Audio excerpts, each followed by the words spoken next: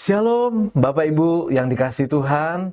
Hari ini Jumat 4 Juli 2025. Kita memasuki pembahasan seminggu bersama Korah dan kawan-kawan, dan hari ini adalah hari yang keempat. Renungan berjudul Sepakat Melawan Tuhan. Firman Tuhan kita ambil dari Bilangan 16 ayat 11. Sebab itu engkau ini dengan segenap kumpulanmu, kamu bersepakat melawan Tuhan. Karena siapakah Harun sehingga kamu bersungut-sungut kepadanya? Kali ini kita akan belajar dua hal penting dari Bilangan 16 ayat 11. Sebab itu engkau ini dengan segenap kumpulanmu, kamu bersepakat melawan Tuhan. Mengapa dikatakan bahwa mereka bersepakat melawan Tuhan? Sebab mereka bersepakat melawan para pelayannya, yang telah diangkatnya untuk mengatur orang-orang yang ada di bawahnya. Mereka berusaha untuk menumbangkan konstitusi yang sudah didirikan oleh Tuhan dan menentang serta tidak tunduk kepada ketetapan-ketetapannya. Pengertian ini sejajar dengan firman Tuhan yang disampaikan Paulus di dalam Roma 13 ayat 1 dan 2. Tiap-tiap orang harus takluk kepada pemerintah yang ada di atasnya, sebab tidak ada pemerintah yang tidak berasal dari Allah. Dan pemerintah-pemerintah yang ada ditetapkan oleh Allah.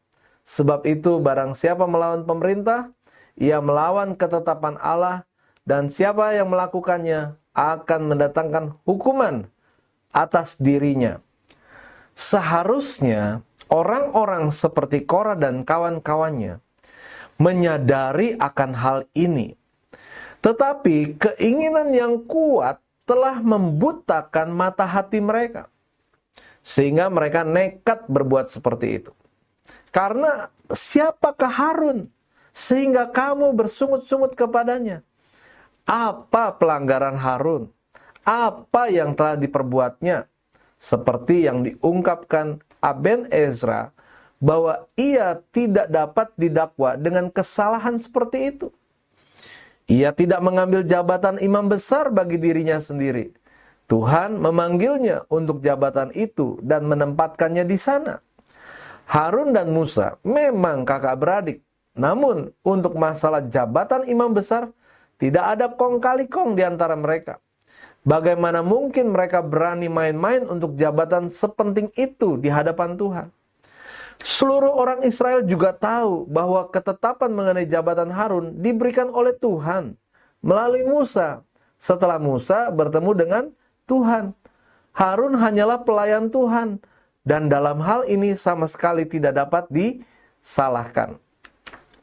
Karena itu tidak masuk akal untuk iri kepada Harun atau bersungut-sungut terhadapnya. Dan sesungguhnya bersungut-sungut terhadap Harun berarti bersungut-sungut terhadap Tuhan. Pelajaran bagi kita adalah, pertama, jangan iri terhadap orang lain. Kalau ada orang yang mempunyai kedudukan yang lebih tinggi dari kita, janganlah membuat hati kita gelisah. Jangan beri peluang untuk kita iri kepadanya, karena itu akan berdampak negatif dalam kehidupan kita selanjutnya.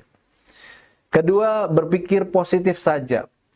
Mungkin orang yang kita maksudkan adalah dia yang mendapatkan kedudukan dengan cara yang salah.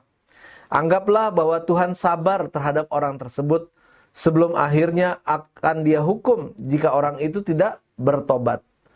Kita tidak perlu bertindak mendahului Tuhan, kecuali Tuhan sudah menyatakan dengan sangat jelas apa yang harus kita perbuat.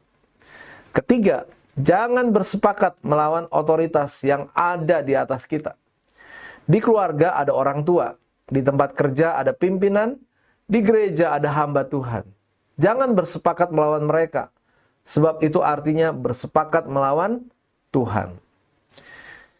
Kata-kata bijak hari ini, daripada ternyata kita melawan Tuhan, lebih baik taati saja pemimpin kita, terutama pemimpin rohani kita. Bapak Ibu, saya mengajak kita akan berdoa bersama-sama. Tuhan, ajar aku untuk taat kepada otoritas yang ada di atasku. Engkau telah menetapkan mereka untuk menjadi pemimpinku. Dalam nama Tuhan Yesus kami berdoa dan mengucap syukur. Amin. Puji Tuhan, kami senang renungan ini menjadi berkat untuk Bapak Ibu semuanya. Tuhan Yesus memberkati.